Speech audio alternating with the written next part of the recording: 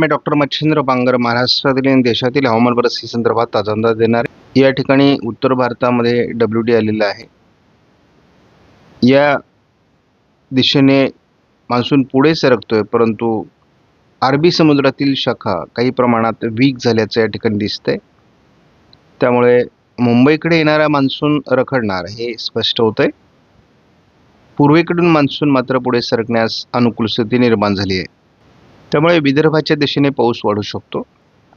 8, 9, 10 3 दिवस पश्चिमेकडून मान्सूनची प्रगती झालेली नाही, तर पूर्वेकडे सुद्धा 9-10ला जी प्रगती झाली त्यानंतर मात्र प्रगती झाली नाही आहे. मात्र पूर्वेकडून प्रगती होण्यास कुठलाही अडथळा नाही. मात्र मुंबईकडे मान्सून येताना अडथळे निर्माण होऊ शकतात. एकूणच मान्सून कोकणामध्ये अडकला आहे. भारतीय हवामान खात्याच्या अंदाजानुसार आज 11 तारखेला राजस्थान, उत्तर प्रदेश, दिल्लीच्या काही भागात धुळीच्या वादळांचा प्रभाव वाढू शकतो. WDचा प्रभाव उत्तर भारतात तयार होत असल्यामुळे पावसाची परिस्थिती देखील निर्माण होणार आहे. पूर्व भारताच्या दिशेने मान्सूनची प्रगती होण्याची शक्यता आहे. महाराष्ट्रामध्ये येलो अलर्ट अजून कायम आहे. 12 तारखेला देखील कोकण वगळता उर्वरित महाराष्ट्रात, मराठवाडा, मध्य महाराष्ट्र, उत्तर महाराष्ट्र, पश्चिम महाराष्ट्रात येलो अलर्ट, तर विदर्भात पुन्हा एकदा ऑरेंज अलर्ट देण्यात आला आहे. आणि याचा WDशी संबंध असल्यामुळे जो काही पाऊस होईल त्यात गारपीट देखील होण्याची शक्यता विदर्भामध्ये नाकारता येत नाही. उत्तर भारतात मोठ्या प्रमाणात गारपिटीसह, बर्फवृष्टीसह पावसाची शक्यता आहे. धुळीच्या वादळाचा अंदाज कायम आहे. 13 तारखेला देखील विदर्भातील ऑरेंज अलर्ट कायम आहे. मध्य प्रदेशमध्ये ऑरेंज अलर्ट देण्यात आला आहे. मात्र छत्तीसगड आणि महाराष्ट्राचा उर्वरित भाग, गुजरातमध्ये पाऊस उघडतोय. बऱ्याच राज्यांमध्ये पाऊस उघडतोय, पावसाचा प्रभाव कमी होतोय. विदर्भातील येलो अलर्ट कायम आहे. 15 तारखेला भारतातील बऱ्याच ठिकाणचा पाऊस उघडणार आहे. तोच अंदाज 16 तारखेला आहे.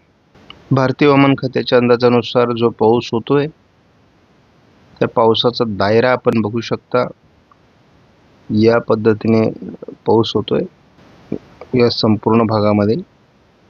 पण यामध्ये आपल्याला असं दिसते की कोस्टलच्या काही भागामध्ये देखील पावसाचं प्रमाण कमी आहे. महाराष्ट्रातील भागामध्ये म्हणजे विदर्भामध्ये किंवा कोकणाच्या दक्षिणी भागामध्ये पाऊस आहे, परंतु पश्चिम महाराष्ट्र, मराठवाड्यात देखील पाऊस कमी झाला आहे. भारतीय हवामान खात्याच्या अंदाजानुसार GFS मॉडेलचा अंदाज पण बघतो. या भागात पावसाचं वातावरण आहे. पूर्व भारतात चांगल्या प्रकारचं वातावरण आहे. या भागामध्ये देखील पाऊस प्रमाण वाढण्याचा अंदाज व्यक्त होतोय. GFS मॉडेलनुसार भारतात पावसाचं प्रमाण वाढू शकतं असा अंदाज आहे. संपूर्ण भागामध्ये पावसाचं प्रमाण वाढते. 13 तारखेला देखील पावसाचं प्रमाण वाढण्याची शक्यता वर्तवण्यात आली आहे आणि या भागात पावसाचं प्रमाण वाढू शकतं. या पद्धतीने ती ट्रप असू शकते असा अंदाज आहे. उत्तर भारतामध्ये देखील पावसाचं प्रमाण या भागात वाढतंय. यामध्ये गुजरातचा प्रभाव पावसाचा सर्वात कमी दिसतोय. महाराष्ट्राच्या उत्तरेकडून उत्तर महाराष्ट्रात पाऊस कमी दिसतोय. ज्या ठिकाणी आपण बघतो या भागात मोठं पावसाळी क्षेत्र GFS मॉडेलने दाखवलं आहे. GFSच्या अंदाजानुसार अरबी समुद्रात एखादी सिस्टम विकसित होऊ शकते असा अंदाज 15 तारखेला आहे. या ठिकाणी अरबी समुद्राच्या दिशेने वादळी प्रणाली विकसित होऊ शकते. GFS मॉडेलने मात्र महाराष्ट्रात सातत्याने पावसाचा अंदाज दिलेला आहे. कुठे खंड पडेल असा अंदाज दिलेला नाही. 17 तारखेपासून भारतातील पावसाचं वातावरण वाढू शकतं हा भाग वगळता. त्यामुळे साधारणपणे या भागामध्ये पावसाचं प्रमाण आहे. 18 तारखेला देखील महाराष्ट्राच्या बऱ्याच भागात जोरदार पावसाची शक्यता GFS मॉडेलने व्यक्त केली आहे. 19 तारखेला देखील मोठं पावसाळी प्रमाण आपल्याला भारताच्या भूभागात दिसते. जर हा भाग जर सोडला तर आपल्याला संपूर्ण भारतामध्ये पावसाळी वातावरण दिसते आणि 20 तारखेला आपण बघतो पूर्वेकडील मान्सूनची शाखा बऱ्यापैकी 20 तारखेपर्यंत प्रगत होईल. म्हणजे या सर्व भागामध्ये मान्सून पोहोचलेला असेल आणि पावसाचं प्रमाण वाढलेलं असेल. JFS मॉडेलच्या धर्तीवर CFS मॉडेलने देखील अरबी समुद्रामध्ये या आठवड्यात कमी दाबाचं क्षेत्र विकसित होऊ शकतं असा अंदाज दिलेला आहे. तर पुढच्या आठवड्यात दोन्ही समुद्रात वादळी प्रणाली असू शकतात.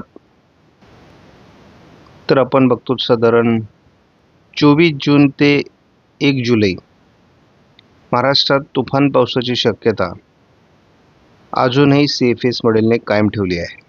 अगदी जुलैच्या 1 जुलै ते 8 जुलै देखील महाराष्ट्रात बऱ्याच भागात समाधानकारक पाऊस होईल असा अंदाज व्यक्त करण्यात आला आहे. या मॉडेलमध्ये आपण महाराष्ट्राचा अंदाज बघत असतो.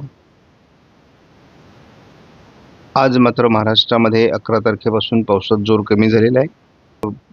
कोकण किनारपट्टीकडून देखील कमजोर झालेला आहे आणि त्याचा परिणाम मान्सून कोकणातून पुढे सरकण्यास अडथळे निर्माण होऊ शकतात.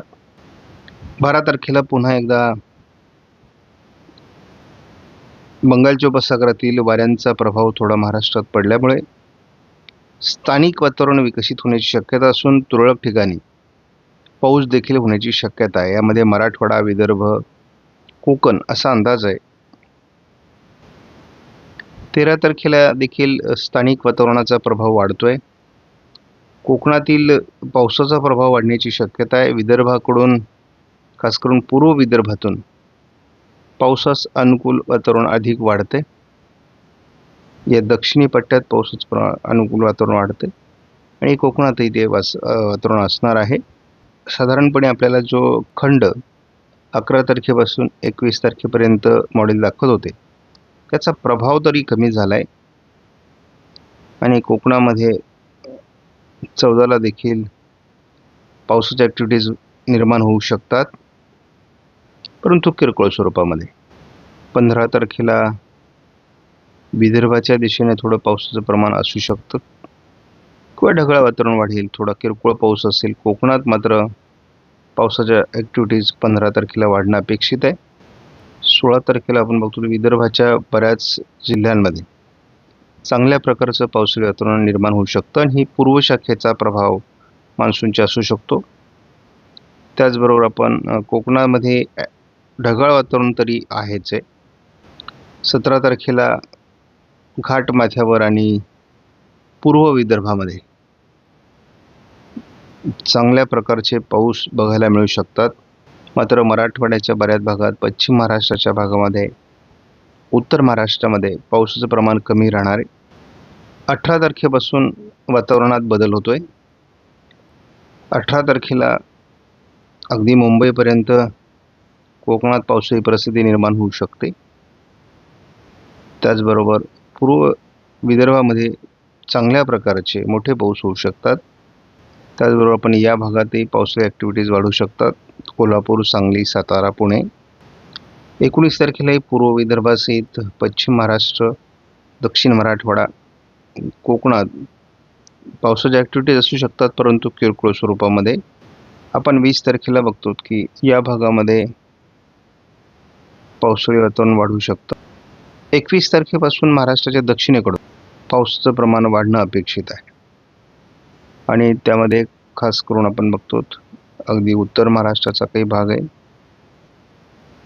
अगदी इकडे बीडपर्यंत, नांदेडपर्यंत असं पावसाळी क्षेत्र वाढणं अपेक्षित आहे. 22 तारखेला खऱ्या अर्थाने कोकण किनारपट्टीमध्ये, पश्चिम महाराष्ट्रामध्ये, उत्तर महाराष्ट्रामध्ये, मध्य महाराष्ट्रामध्ये पावसाचं प्रमाण वाढणं अपेक्षित आहे. 23 तारखेला देखील कोकण किनारपट्टीसहित मराठवाडा, पश्चिम महाराष्ट्र, मध्य महाराष्ट्रात पाऊस वाढतोय आणि हा पाऊसच आपल्याला खंडाचा प्रभाव कमी करताना दिसतोय आणि काही भागात पेरणीयोग्य होऊ शकतो. कोकणात मुसळधार पाऊस आपल्याला 24 तारखेला दिसतोय. 24 तारखेपासून पुढे मात्र पावसाचं प्रमाण अधिक आहे हे स्पष्ट होतंय. संपूर्ण महाराष्ट्रामध्ये आजपासून पाऊस कमी होतोय. खंडाचा प्रभाव जरी कमी झाला असला तरी तो आपल्याला काही दिवस जाणवण्याची शक्यता आहे.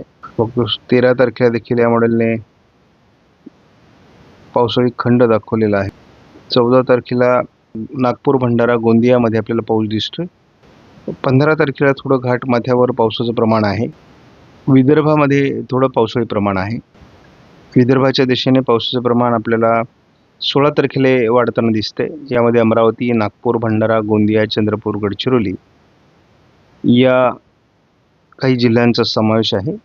विदर्भामध्ये खास करून 17 तारखेलाही पावसाचं प्रमाण आहे. घाटमाथ्यावर पावसाचं प्रमाण आहे आणि हे पावसाचं प्रमाण थोडं नांदेड आणि पूर्व विदर्भ या भागात असू शकतो. 18 तारखेपासून पावसाच्या वातावरणात बदल होईल. पहिले पुणे, सातारा, सांगली, कोल्हापूर, विदर्भ, सोलापूर वगैरे भागामध्ये पावसासाठी अजून आपल्याला म्हणजे जवळपास 18 तारखेपर्यंत वाट बघावी लागणार आहे. म्हणजे पहिलं वातावरण 19 तारखेला थोड्याफार प्रमाणात बदलतं आहे. म्हणजे तसा हा पूर्णपणे आठवडा हा कमी पावसाचाच असण्याची शक्यता आहे. 20 तारखेला आपण बघतो तर अगदी रत्नागिरी, सिंधुदुर्ग, पुणे, सातारा, सांगली, कोल्हापूर,